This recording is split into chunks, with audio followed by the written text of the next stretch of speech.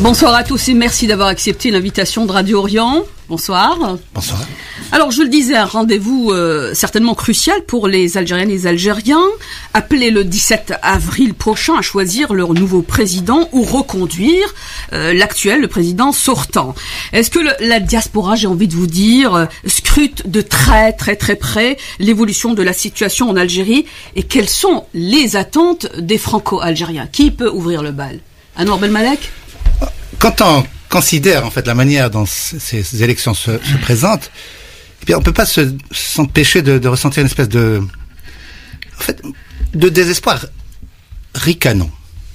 Désespoir ricanant. Oui, parce Pourquoi? que jamais on ne s'est trouvé dans une situation pareille. Je veux dire, un président tellement malade qu'on ne l'a pas vu depuis je ne sais combien de mois, qui n'est peut-être même pas capable de terminer son 3e mandat. Et on parle de lui pour un 4e mandat.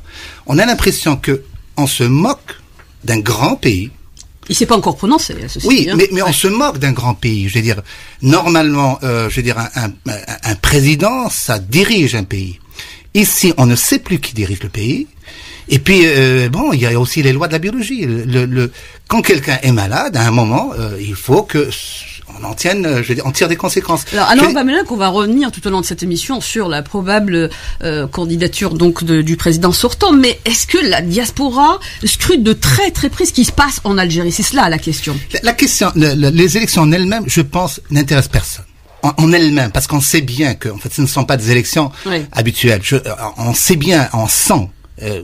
La diaspora, comme les Algériens du pays, je veux dire de l'intérieur, sentent que, en fait, les vrais décideurs n'ont pas encore décidé qui mettre comme président. Les vrais décideurs.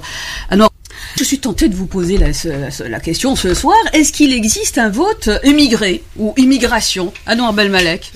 Et quel serait son poids aussi, hein? Il aurait pu exister un vote de l'immigration si ce vote comptait. Mais le vote de l'immigration, comme celui des gens de l'intérieur, ne compte pas réellement. Et en fait, la démonstration est très simple. Vous avez un certain nombre de candidats qui se déclarent. Il y en a 15 là. Oui, ça doit être le seul pays où, en réalité, personne ne descend dans l'arène et parler avec le peuple. Or, c'est normalement le peuple qui vote. Et on sent bien qu'en réalité, tous ces candidats, quels qu'ils soient d'ailleurs, leur seul, pool électoral, ce sont les généraux, les militaires, ceux qui vont décider. Y compris l'écrivain comme vous, Yasmina Khadra, qui se présente pour la présidentielle. Je veux dire, pour moi, un candidat, c'est quelqu'un qui va vers le peuple et dit voilà mon programme, qui s'agite, qui va par-ci par-là. En réalité, tout le monde attend de voir qui le pool des généraux va choisir. Voilà, c'est tout. Je veux dire, alors, tout le reste. Mais je vraiment la sensation profonde quand les gens en Algérie, leur vote ne compte pas. Voilà, c'est terrible, mais c'est comme ça. Donc on revient à 99 voire avant. Donc c'est le pool des générations qui veulent peser de tout leur poids, même si Anouar Belmalek nous fait des sourires. Vous semblez vraiment d'un scepticisme.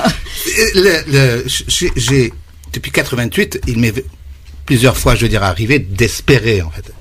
Mais jamais je ne me suis senti aussi floué. Je dirais, regardons les choses en face. Je veux dire, il y a un président extrêmement malade qui dirige alors qu'il ne dirige pas. On ne sait même pas s'il va se représenter. La campagne est bloquée.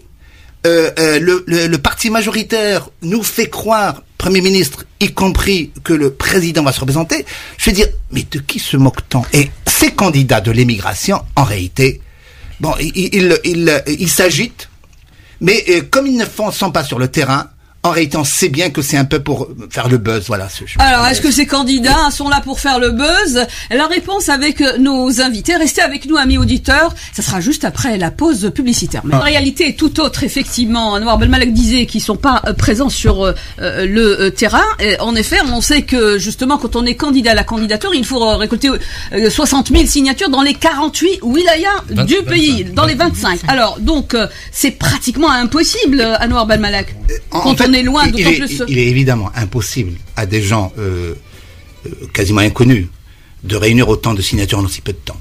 Le problème est que, pour moi, ces gens-là ne sont pas de vrais candidats, parce qu'un vrai candidat, même s'il n'aspire pas à être vraiment élu, étant donné la situation politique en Algérie, devrait se préparer à ça depuis très longtemps.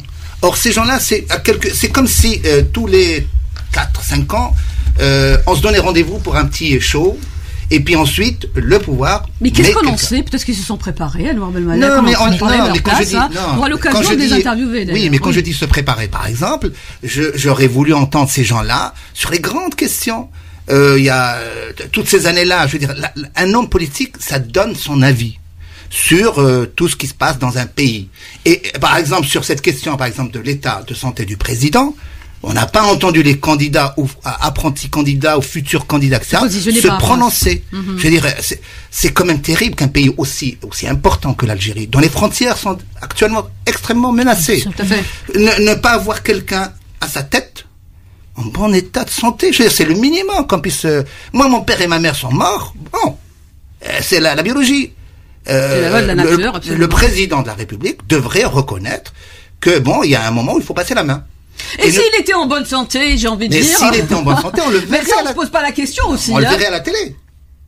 Le rôle d'un président, c'est de donner des instructions, etc. Enfin bref, d'être présent. Alors son silence pour vous, ça traduit je veux dire, une mauvaise santé. Constitutionnellement, il devrait y avoir des conseils des ministres régulièrement. Il en a fait 2 depuis. Oui, depuis combien de mois? Je veux dire, alors qu'en France, par exemple, et je prends cet exemple parce que je vis en France, c'est toutes les semaines. C'est clair. Je veux dire, comment un pays peut-il, un pays aussi important, je veux dire, peut-il à ce point ne pas avoir de visibilité? Des faits que des faits. Anouar Ben Malek vient de nous dire qu'il y a de vrais et de faux candidats. Vous l'aurez. Les printemps arabes. Alors parlons-en justement. Quel pourrait être l'impact de ces printemps arabes sur le prochain scrutin? Tout à l'heure, on a entendu Anouar Ben Malek nous dire c'est encore le pool des généraux algériens qui vont décider. Est-ce que vous pensez que c'est aujourd'hui possible? Alors justement, lorsque Chafik Abdi nous parle de standards universels en matière de démocratie, est-ce qu'on est dans l'exception algérienne, in fine, Anouar Ben Malek? Nous sommes dans l'exception en fait des régimes autoritaires de la décolonisation en fait. Les régimes qui ont accédé au pouvoir après la décolonisation ont en général trahi les aspirations de leur peuple. Et dans le cas algérien, c'est encore plus terrible parce que il y a eu les années 90 avec les 200 000 morts, la terrible période qu'a vécu l'Algérie dans sa chair. Et il y a eu, pour le bonheur, je dirais, du pouvoir, en fait, il y a eu les printemps arabes. Ce qui fait que, alors je dis bien pour le bonheur, parce que la grande tragédie du monde arabe est la suivante. Il a devant lui le pouvoir militaire et à côté la tentation islamiste. Le pouvoir militaire n'a pas trouvé de meilleur allié que ce repoussoir islamiste pour rester au pouvoir. On le voit en Égypte, par exemple, où les Égyptiens, dans une minorité importante, je veux dire, ont voté pour le renouvellement, et puis même, d'ailleurs, en donnant plus de pouvoir, en fait, aux militaires. En Algérie, je veux dire, c'est le cas. Mais si on le voit aussi bien en Tunisie qu'en Égypte, on est en train d'assister à de très belles constitutions, quand même. Des constitutions qui concilient modernité et islam. Il y a eu une constituante. Oui, mais même en Égypte, il y a eu une constituante en Tunisie, n'oublions pas. Oui, la Tunisie est un cas un peu particulier. Oui. Et peut-être que quelque chose de positif surgira de l'expérience tunisienne. Pas d'expérience égyptienne. L'expérience égyptienne est la suivante. L'armée a verrouillé ses privilèges dans la Constitution. Mais moi, pour l'Algérie, non seulement je reconnais que c'est les problèmes habituels de tous les pays arabes, etc., mais s'y ajoute quelque chose de nouveau, le sentiment d'humiliation. Je veux dire, jamais un citoyen algérien n'a ressenti à ce point l'humiliation de se sentir, en fait, on se moque de lui. On a une espèce de président très malade et tout le monde fait comme si c'était normal d'avoir un président malade à ce point. Je veux dire, c'est à se dire, mais un grand rire jeune devrait secouer tous les citoyens algériens. Alors, droit à l'information par rapport justement à l'état de santé du président. Blanc bonnet, bonnet blanc, selon Salah, Benflis ou Bouteflika, c'est kiff-kiff. Je rejoins assez, en fait, l'avis de l'auditeur, parce que je n'ai pas de commentaire personnel à faire sur Monsieur Benflis, que je ne connais pas.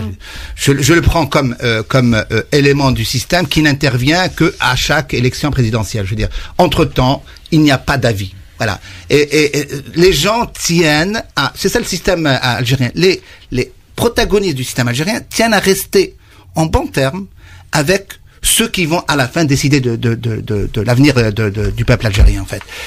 Il n'y a pas d'opposant au vrai sens du terme. Je veux dire, quelqu'un qui dirait, fortement, moi je pense ça et ça et ça. La très grande puissance du pouvoir algérien, c'est d'agir comme un trou noir. Il attire vers lui.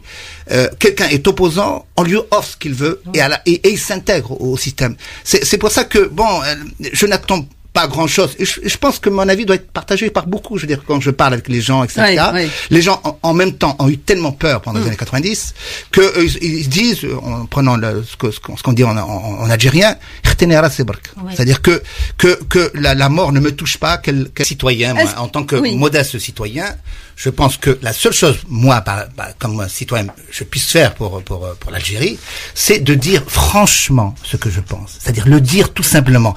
Ne pas faire usage de cette langue de bois que le pouvoir a réussi à nous faire ingurgiter et réciter de temps en temps. Quand on aime, on est en colère. Oui, justement. Voilà, on peut le dire ce soir. Notre pays est un pays qui mérite qu'on le respecte. Et le pouvoir actuel, par cette comédie du mourant présenté comme futur sauveur de l'Algérie, c'en est trop. Je dirais, respectant un grand pays et des citoyens qui en payent le prix fort pour être citoyens.